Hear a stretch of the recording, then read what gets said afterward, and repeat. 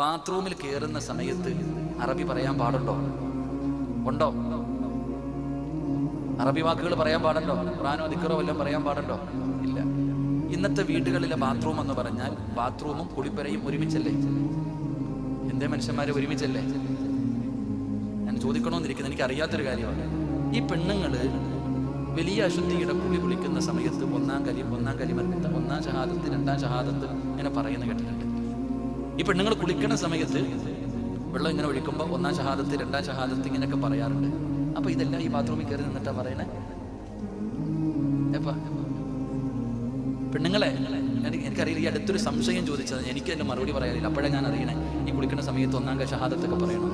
അപ്പൊ ഇന്നത്തെ അധികം ബാത്റൂമുകളും ടോയ്ലറ്റും ഹമ്മാം രണ്ടും ഒരുമിച്ചിരിക്കുന്നുണ്ട്. അപ്പൊ കുളിക്കുമ്പോൾ അതിനകത്ത് ഇരുന്നിട്ട് ഈ വലിയ ശുദ്ധിയുടെ കുളിക്കുമ്പോഴൊക്കെ ഒന്നാം കാര്യം ഷഹാദത്ത് കഴിയുമ്പോൾ ബാത്റൂമിൽ എന്നാ പറയണേ? അതിനെക്കുറിച്ചൊക്കെ നിങ്ങൾ പഠിക്കണം കേട്ടോ. അതിന്റെ മസലകളൊക്കെ ചോദിച്ച് പഠിക്കണം. ഞാൻ നിങ്ങളെ വസ്വാസിലാക്കിയതല്ല. ഞാനിങ്ങനെ ചിന്തിച്ചു പോയി അതൊക്കെ പറയണം. അപ്പോഴേ അറിയണേ വലിയ ശുദ്ധിയുടെ കുളിക്കുന്ന സമയത്ത് നീയത്ത് വെച്ചാൽ മതി. തന്നെ പറയാൻ പാടില്ല. നിങ്ങൾ മനസ്സിൽ കരുതിയാൽ മതി. അങ്ങനെ എന്തെങ്കിലും പറയണമെങ്കിൽ തന്നെ ഇത് മനസ്സിൽ കരുതണമെന്നാണ്. ബാത്റൂമിനകത്ത് നിന്നുകൊണ്ട് ഇതൊക്കെ പറയുന്നവരുണ്ട്. അള്ളാഹു കാക്കുമാറാകട്ടെ. അള്ളാഹു അതിനകത്ത് കയറി ഒന്നും പറയാൻ പാടില്ല എന്നില്ല. അതൊക്കെ മനസ്സിൽ പറയുന്നൊരവസ്ഥ. അള്ളാഹു നമുക്ക് ഈമാൻ നൽകുമാറാകട്ടെ. അള്ളാഹു ഈമാൻ നൽകുമാറാകട്ടെ.